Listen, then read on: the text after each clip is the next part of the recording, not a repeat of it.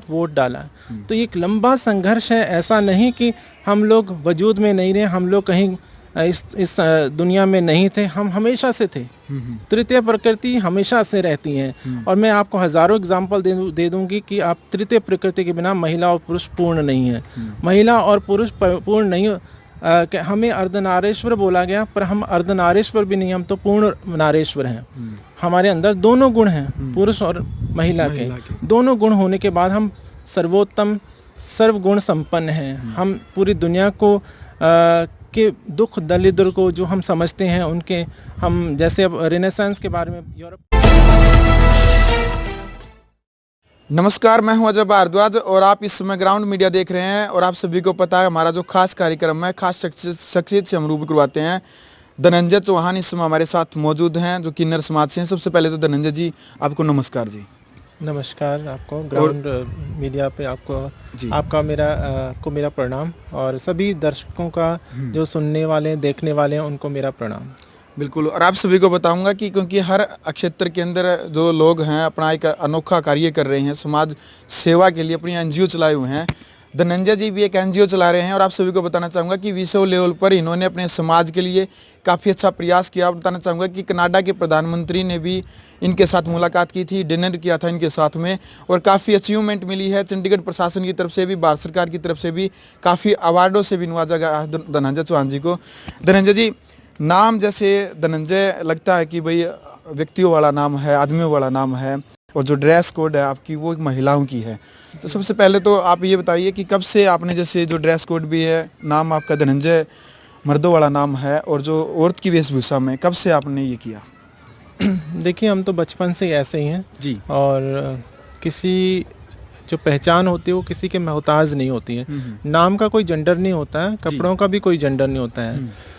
नाम तो नाम है, वो एक हमारा अलंकार है, हमारे एक व्यक्तित्व को वो आगे, जिस तरह से अर्जुन को श्रीमद् भागवत गीता में भगवान कृष्ण उनको संबोधित करते हैं कि हे धनंजय, तो धनंजय उनका नाम नहीं था, वो अलंकृत करते हैं उसको सम्मान की दृष्टि से उन्होंने अपनी इंद्रियों पे कंट्रोल किया था, है ना। तो इस तरह से नाम तो नाम है, नाम का कोई जेंडर नहीं होता है। और अपने आप को पहचानने में जो दुनिया को लगता है शायद वो बहुत लेट पहचाना है, लेकिन हमने तो 3 साल से लेकर 5 साल की एज में जब सभी लोग अपने आप को आइडेंटिफाई करते हैं, तब मैंने अपने आप को आइडेंटिफाई किया था।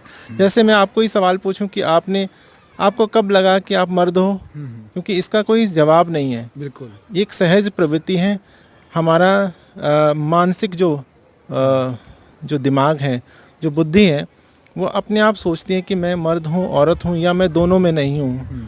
ये 3 से लेकर 5 साल की एज में सभी को होता है। उसमें ये ज़रूरी नहीं कि ट्रांसजेंडर को ही महसूस होता है, मर्द को भी, औरत को भी। जी, आपने दर्शकों को मैं बताना चाहूँगा, धनंजय जी आपने अपना सेक्स चेंज करवाया ना? जी जी। तो जब समाज के अंदर देखिए एक साहस और कुदरत और प्रकृति को एक चुनौती देना, भाई आप जिस टाइम पर आप लड़के के रूप में थे, फिर आपने सेक्स चेंज करवाया, आप एक महिला हैं, तो काफ़ी चुनौतियों का सामना करना पड़ा होगा आपने। देखिए, ये हमारा मर्द समाज है जी। जो पितृसत्ता है वो हमारे जी पूरे दुनिया में, सिर्फ भारत की बात नहीं है, पूरी दुनिया में पितृसत्ता हावी रहती है। लेकिन भारत को तो मातृशक्ति कहते हैं भैया, लेकिन वो सिर्फ कहने की बात है। लेकिन पुरुष प्रधान देश है। इसमें आप अपने बच्चों को यही सिखाते हैं कि बंदा बन जाओ। सब अपने बच्चों को डांटते हैं तो बंदा बन जाओ, कोई ये तो नहीं बोलता कि औरत बन जाओ। सभी आदमी बनाने तुले हैं। हमारे भारत में ऐसे ही बहुत सारी चीज़ें पिछले कुछ सालों पहले भ्रूण हत्या होती थी। भ्रूण हत्या होती थी तो कन्याओं को गर्भ में ही मार दिया जाता। सभी लोग पुरुष चाहते हैं, कोई महिला तो चाहता नहीं। लेकिन इंसान जब को पुरुष पैदा होता है, जब मैं पुरुष शरीर में पैदा हुई थी, तो सिर्फ शरीर में पैदा हुई, मानसिक रूप से तो मैं महिला ही थी। क्योंकि अगर साइंटिफिकली देखा जाए तो हम गलत शरीर में पैदा हो जाते हैं। मेरा बायोलॉजिकल शरीर, मेरे जो मानसिक बायोलॉजिकल और साइकोलॉजिकल जो सेक्स था वो मिसमैच हो गया था। तो इस कारण ही कोई इंसान अपने आप को अलग जेंडर में मानता है। कोई किसी का दिमाग पागल नहीं होता है कि वो एक मर्द के शरीर में होकर और औरत बन जाए, ऐसा कोई बनता नहीं है। वो बचपन से ही इसी तरह पैदा होते हैं, लेकिन समाज उनको एक्सेप्ट नहीं करता है, क्योंकि सामने तो उनको मर्द वाला शरीर दिखाई देता है, उनको लगता है कि ये पुरुष हैं। जैसे महाभारत का मैं एग्जांपल दूं कि शिखंडी जो थे वो महिला के शरीर में पैदा हुए थे, लेकिन भीष्म पितामह ने जब कहा कि तुम तो महिला हो, मैं महिलाओं को सम्मान की दृष्टि से देखा जाता है, उन पे तीर या शस्त्र नहीं चलाए जा सकते थे, तो इसलिए उन्होंने शस्त्र उठाने से मना कर दिया था। और शिखंडी अपने आप को पुरुष मानते थे, क्योंकि राजा ध्रुपद ने उनको पुरुष की तरह पाला था, और वो अपने आप को पुरुष की तरह ही संबोधित करते थे, क्योंकि द्रौपदी के बड़े भाई भी थे वो। तो शरीर से सब लोग गलत मान लेते हैं, शरीर को देख के लगता है उनको कि ये पुरुष है या महिला है। सभी जो ट्रांसजेंडर वो पुरुष नहीं होते हैं या महिला नहीं होते। जो पुरुष शरीर में पैदा होते हैं और अपने आप को महिला मानते हैं उनको ट्रांस वुमेन कहते हैं, और जो महिला शरीर में पैदा होते हैं और अपने आप को पुरुष मानते हैं उनको ट्रांस पुरुष या ट्रांस मेल बोलते हैं। मैंने कुछ समय पहले किसी के ही वीडियो में ये कमेंट पढ़ा था कि उन्होंने कहा कि ये सब लोग औरत क्यों बन जाते हैं। सब लोग औरत नहीं बनते हैं, उसमें मर्द भी बनते हैं, जो महिला के शरीर में पैदा होकर अपने आप को मर्द मानते हैं, क्योंकि वो मर्द सत्ता की ओर जाते हैं, तो उनको एक्सेप्टेंस हो जाती है, उनकी दाढ़ी मूछ आ जाती हैं, वो हार्मोन्स लेके उनका सब सर्जरी करके वो पुरुष के साथ बैठने लायक बन जाते हैं। लेकिन कोई पुरुष पैदा होकर और महिला के शरीर में आ जाए तो उसकी एक्सेप्टेंस ना बिल्कुल ज़ीरो हो जाती है। उसको वो फर्स्ट जेंडर में भी नहीं रहता, ना ही सेकंड जेंडर में, वो थर्ड जेंडर में भी अभी क्या अधिकार है, कुछ भी नहीं है। तो ये बहुत लंबा संघर्ष है, और इस संघर्ष में हमारी दिन रात की कहानियां हैं, किस्से हैं। घर से ये भेदभाव शुरू होता है, बुलिंग होती है, हैरासमेंट होती है, फिर परिवार से बाहर निकलते हैं, समाज में होती हैं, और हमारा जो स्थान है, जैसे माता तुलसी की तरह है, वो आंगन में रहती हैं, सब उनको पूजते हैं, लेकिन घर के अंदर तो नहीं रखते हैं। बिल्कुल इसी तरह हमें सभी लोग पूजते हैं। जब उनको प्रॉब्लम आती है, उनके जब ग्रह के उनके ठीक नहीं होते हैं, बुध की छाया होती है, तो सभी लोग बुध के दिन हमें खोजते हैं, और हमें घर में नहीं एक्सेप्ट करते हैं, आंगन तक ही रखते हैं। हम उनके आंगन में आते हैं, नाचते गाते हैं, उनको दुआएं देते हैं, और फिर वहीं से चले जाते हैं। फैमिली में एक्सेप्टेंस नहीं है, हमें कुछ नहीं चाहिए, हमें ऐसा स्पेशल राइट्स, कोई भी स्पेशल राइट्स नहीं चाहिए, हमें सिर्फ एक्सेप्टेंस चाहिए। हम सब कुछ करने को तैयार हैं। जी, फैमिली एक्सेप्ट नहीं करती है, क्योंकि आपकी जो, जहाँ तक मैंने एनजीओ का नाम सुना है, फिर आपका नाम सुना है, कई लोग ऐसे होते हैं जो, जैसे आपने जो ट्रांसलेट करवाया है, सेक्स चेंज किया है, आप अपने लिए नहीं दूसरों के लिए जी रहे हैं, आप समाज सेवा कर रहे हैं, औरों को भी आप मोटिवेट कर रहे हैं। अभी जो परिवार के सामने जो समस्या आती है, आपका क्या प्लान है फिर आगे का? किस प्रकार से आप लोगों को जागरूक करेंगे? क्या है आगे की रणनीति? देखिए, अब तो बिल्कुल स्पष्ट है। हमारे भारतीय संविधान, जो हमारे भारत का संविधान है, उसमें ऑलरेडी ही जब बाबा साहब अम्बेडकर ने संविधान बनाया था, उसमें जो फंडामेंटल राइट्स हैं, आर्टिकल 14, 15, 16, आर्टिकल 19, आर्टिकल 21, इसके अनुसार सभी संविधान के सामने सभी भारतीय हैं, सभी नागरिक हैं। उसमें ये नहीं कि पुरुष है या महिला है। उसमें ये भी लिखा है कि बिना किसी सेक्स के भेदभाव से, किसी जेंडर के भेदभाव से वो संविधान के सामने समान है। तो अभी जो कानून पास हुआ, जो 2014 के सुप्रीम कोर्ट की जजमेंट आई थी, उसमें भी ट्रांसजेंडर को थर्ड जेंडर कैटेगरी में रखे और उनको सारे राइट्स दिए गए थे, और सरकार को बोला था कि इनको 6 महीने के अंदर सभी राइट्स देने हैं। लेकिन अभी 6 साल तक हुआ नहीं, और हम लोग पार्लियामेंट तक दरवाज़ा खटखटाया। पार्लियामेंट के दरवाज़ा खटखटाने के बाद 2019 में transgender person protection bill pass हुआ। 2020 में वो एक्ट बना, अभी रूल्स भी आ गए हैं, और हमारे पास अभी बिल्कुल क्लियर पिक्चर है कि ट्रांसजेंडर एक व्यक्ति है जो महिला और पुरुष के साथ साथ तृतीय प्रकृति, और ये जो तृतीय प्रकृति है ये हमारे वैदिक काल से हैं, और वैदिक काल से भी पुरातन। जब हम पाषाण युग में जाएंगे, हम आइस एज में जाएंगे, तब भी जब मानव का विकास हुआ था तो 3 प्रकृति के रूप में हुआ था, नर, नारी और तृतीय प्रकृति। तृतीय प्रकृति है वो 2 प्रकृति को संभाल के रखती है, वो बीच के लोग हैं। जैसे दिन है, रात है, तो संध्या भी होती है, और संधि काल 2 बार आता है, सुबह भी आता है और शाम को भी आता है। संधि काल में ही हम अपने परिवार के साथ बैठ के बात करते हैं, उनके साथ सुख दुख के खाना खाते हैं। दिन में हम काम करते हैं, रात को सो जाते हैं, तो हम संधि हैं, हम संधि काल हैं। हम महिला और पुरुष ऐसे ही पुराण से हम निकलें तो जब हम मध्यकाल भारत में आते हैं तो मुग़ल जो सल्तनत थी, उनके जो हरम थे, उनकी रक्षा करने के लिए हमें रखा जाता था। उसमें पुरुष को नहीं रखा जाता था, क्योंकि हम महिलाओं के बहुत करीब थे, महिलाओं को समझते थे, उनकी हम रूप जो सज्जा थी उनको हम लोग जैसे हम पार्लर का आज दुनिया भर में फेमस है, तो ट्रांसजेंडर ने नूर जहान को, मुमताज़ महल को वो सजाते, उस जहानियों को सजाते थे और दुनिया की वो सर्वोत्तम सुंदर महिलाएं कहलाती थी। तो ये जो पूरा जो हम इतिहास पढ़ेंगे, मैं ब्रीफली बताऊंगी क्योंकि हम लंबा अगर इसको खींचेंगे तो मैं एक एक किताब को खोल के अगर मैं कहूँ कि वेद में लिखा है विकृति एवं प्रकृति, जो विकृति है वो भी प्रकृति का ही हिस्सा है। पुराण में भी ऐसा ही है, उपनिषदों में भी ऐसा ही लिखा गया। ये खराब कब हुआ? जब अंग्रेज लोगों ने भारत पे कब्जा कर लिया। 1871 में किन्नरों के खिलाफ एक कानून पास हुआ जिसमें हमें अपराधी घोषित कर दिया गया। उसको एंटी ट्राइबल लॉ बोलते हैं और वो 1952 में ख़त्म हुआ। 1952 में ख़त्म होने के बावजूद हमें अधिकार नहीं मिले, हमारा जो जेंडर था उसको रिकॉग्नाइज नहीं किया, पहचान नहीं मिली। अंटिल 2014 को जो सुप्रीम कोर्ट की जजमेंट आई, तब जाके हमें ये पूर्ण रूप से एक अधिकार मिला और वोट देने का अधिकार तभी मिला। जब हमें 2014 में इलेक्शन हुए थे तब भी हम वोट अपनी आइडेंटिटी के साथ नहीं डाल पाए। अब जब पिछले साल जब इलेक्शन हुए थे तब हमने पहली बार अपनी आइडेंटिटी के साथ वोट डाला। तो ये एक लंबा संघर्ष है, ऐसा नहीं कि हम लोग वजूद में नहीं रहे, हम लोग कहीं इस दुनिया में नहीं थे, हम हमेशा से थे। तृतीय प्रकृति हमेशा से रहती हैं और मैं आपको हज़ारों एग्जाम्पल दे दूंगी कि आप तृतीय प्रकृति के बिना महिला और पुरुष पूर्ण नहीं है। महिला और पुरुष पूर्ण नहीं, हमें अर्धनारेश्वर बोला गया, पर हम अर्धनारेश्वर भी नहीं, हम तो पूर्ण नारेश्वर हैं। हमारे अंदर दोनों गुण हैं, पुरुष और महिला के दोनों गुण होने के बाद हम सर्वोत्तम सर्वगुण संपन्न हैं। हम पूरी दुनिया को के दुख दलिद्र को जो हम समझते हैं उनके, हम जैसे अब रेनेसांस के बारे में, यूरोप का जब पुनर्जागरण काल हुआ तब भी आप हिस्ट्री पढ़ोगे तो पुनर्जागरण काल में जो क्वेयर कम्युनिटी, क्वेश्चन मार्क, जिन ऐसे लोग जो अलग थे, जो महिला और पुरुष से अलग थे, उन लोगों ने क्रांति ला दी। भारत में भी भक्ति आंदोलन लाया। भक्ति आंदोलन को आप ध्यान से पढ़ोगे तो भक्ति आंदोलन में महिला बनना था। बिल्कुल।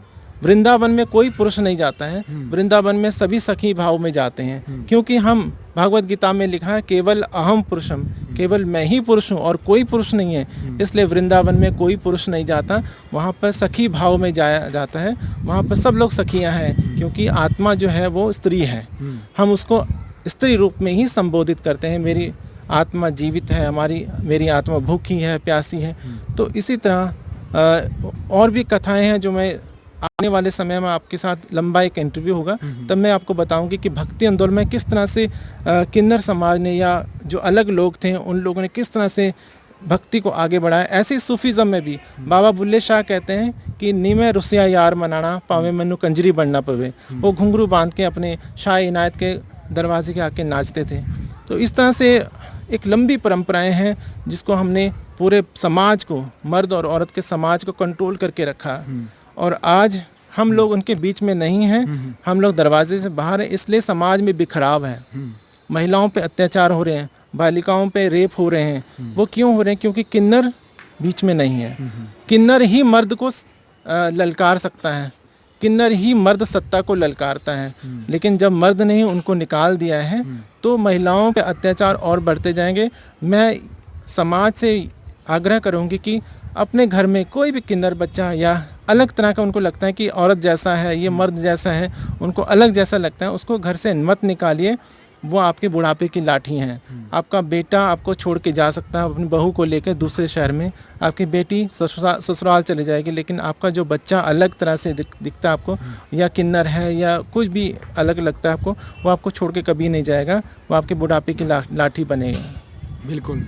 तो भाई देखो, समाज को धनंजय जी ने कितना अच्छा संदेश दिया है। क्योंकि कई बार क्या होता है, अपना जो समाज है, माता पिता है, जब उनको ये पता चल जाता है कि हमारा जो संतान जो पैदा हुई है वो किन्नर है यानी कि हिजड़ा है, तो वो क्या करते हैं, उसको इग्नोर करने लग जाते हैं। और उसकी जो पढ़ाई वगैरह है या कि उसके जो मन के सपने हैं, उसने बड़ा होकर के किस फील्ड में जाना है, वो जितने भी सपने हैं वो उसके वहीं पर मर जाते हैं। जिस प्रकार से धनंजय जी ने भी एक संदेश दिया है कि कोई भी माँ बाप यदि उनको ये पता लगता है कि हमारी जो संतान है कि वो किन्नर है, आप उसको पाले पड़ोसे उसका पालन पोषण अच्छे तरीके से करें। और इनकी जो एनजीओ भी है काफ़ी मोटिवेट कर रही हैं, पूरे हरियाणा क्या पूरे देश के अंदर जो इनकी एनजीओ अच्छा कार्य कर रही है, उसके लिए भी आपको ढेरों सारी शुभकामनाएं। बिल्कुल धन्यवाद आप सबका। और मैं दर्शकों को एक बात और बताना चाहती हूँ, किन्नर, खुसरा, हिजड़ा, ये शब्द अपने आप में एक अलौकिक शब्द हैं, अलग तरह के शब्द हैं। इनमें अगर आप इनको जानने की कोशिश करें, हिजड़ा हिजर से बना है। हिजर मतलब सेपरेट होना, अलग होना, बिछड़ना, एक स्थान को छोड़ के दूसरे स्थान पे जाना। खुसरा है वो ख्वाजा सरा से बना है। ख्वाजा सरा का ख और सरा को शॉर्ट कर दें तो खुसरा हो जाता है। ख्वाजा लोग वही थे जो दरगाहों में बैठते थे। किन्नर का जो क है और नर, वो क का मतलब है अलग तरह का इंसान, अलग तरह का आदमी। तो ये जो चीज़ें हैं, ये हम सोचते हैं शायद किन्नर के अंडरवियर में क्या है, उसके शरीर में अलग तरह के लिंग लगा है, ये अधूरा है, ये ऐसा कुछ नहीं होता। वो मानसिक रूप से किसी का अगर लिंग भेद भी हो जाए, एक्सीडेंट में उसका लिंग कट जाए या उसका कैंसर हो जाए, कुछ हो जाएगा, उसको लिंग काट दिया जाए, तो क्या वो हिजड़ा हो जाता है? ऐसा नहीं होता। जब तक वो उसका मानसिक जो बुद्धि है, जो मानसिक शरीर है, जो दिमाग है, उसको अपने आप को अलग घोषित ना करे कि मैं जिस शरीर में पैदा हुआ हूँ उससे मैं अलग हूँ, तब तक वो हिजड़ा या किन्नर या खुसरा नहीं होता है। ऐसा तो हज़ारों एग्जाम्पल हैं। अभी WHO जो वर्ल्ड हेल्थ ऑर्गेनाइजेशन है, जो अपने पूरे विश्व संयुक्त राष्ट्र संघ है, इन सब ने, भारत सरकार ने भी मान लिया है कि जो शरीर, कई बार क्या होता है, बच्चा एक शरीर में पैदा होकर वो अपने आप को मानता है कि मैं दूसरे जेंडर में मुझे पैदा होना चाहिए था।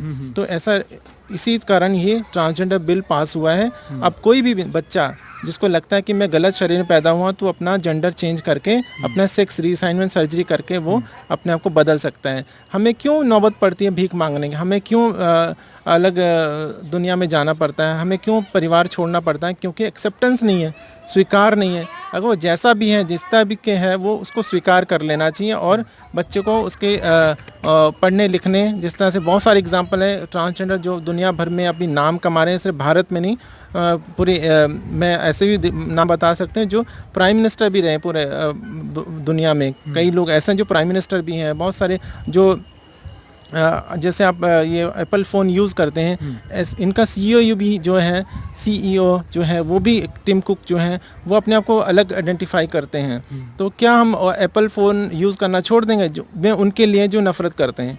नफ़रत से कोई सोल्यूशन होता नहीं है। जब हम अगर आप हमसे नफ़रत करते हैं तो भगवान कृष्ण का नफ़रत है ये। आप भगवान कृष्ण को नफ़रत कर रहे हैं, आप भगवान शिव से नफ़रत कर रहे हैं अगर आप किन्नर से नफ़रत करते हैं। तो ये जो हम लोग काम कर रहे हैं, सक्षम प्रकृति वेलफेयर सोसाइटी चंडीगढ़ में है। हम लोग भारत सरकार के साथ मिलके अब बहुत सारे कार्यक्रम कर रहे हैं। और पूरे हरियाणा में मैंने बहुत सारे जगहों पे जाके, सोनीपत में, पानीपत में, और बहुत सारी कुरुक्षेत्र में, यमुनानगर में जाके सेंसिटाइज किया है। अभी मेरा 19 तारीख को एक यमुनानगर के DAV कॉलेज फॉर वुमेंस, उसमें एक वर्चुअल टॉक है, मतलब फ़ोन पे ही टॉक है, वहाँ के स्टूडेंट। तो ये लगातार भारत सरकार के साथ मिल के हम लोग सेंसिटाइज़ कर रहे हैं, जागरूक कर रहे हैं लोगों को कि जैसा आप सोचते हैं वैसा नहीं है। आप इसको थोड़ा ध्यान से पढ़िए, साइंटिफिक वे में पढ़िए, जो विज्ञान, जो तर्क से पढ़िए। ऐसा नहीं कि कोई किसी का, हम लोग सब कुछ कर सकते हैं, हम लोग कोई अपाहिज नहीं, ऐसा है कि हम लोग हमारे से कुछ नहीं होता, हम सब कुछ कर सकते हैं। हमें बस मौका चाहिए। डॉक्टर भी बन सकते हैं, इंजीनियर भी बन सकते हैं, और हम वो सब कर सकते हैं जो आप करते हैं। बिल्कुल।